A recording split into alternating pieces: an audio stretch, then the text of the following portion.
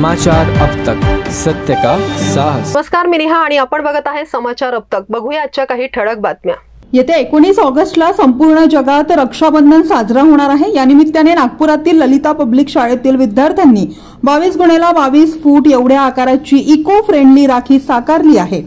एक पेड़ मां के नाम, पर्यावरणाला वाचवा असे सामाजिक संदेश देणारी ही भव्य राखी साकारली आहे। यासोबत जागतिक छायाचित्र दिवस सुद्धा याच दिवशी साजरा होणार असून असे चित्र या भव्य राखीत साकारले आहे। या भव्य राखीला साकारण्यासाठी शाळेच्या संचालिका चेतना टांग यासोबतच मंजिरी जोशी, मुख्याध्यापिका, शिक्षक व विद्यार्थ्यांनी मेहनत घेतलेली आहे। आम्ही मोठी 22 फीट मोठी राखी बनवली आहे आणि त्या राखीच्या माध्यमातून आम्ही हे दाखवायचा प्रयत्न केला आहे की एक पेड़ मां के नाम, जे आज यावेळेस जे थीम आहे त्याच्या हिशोबाने आम्ही हे सांगायचा प्रयत्न केला आहे की झाडं लावा आणि आपल्या पर्यावरणाला वाचवा।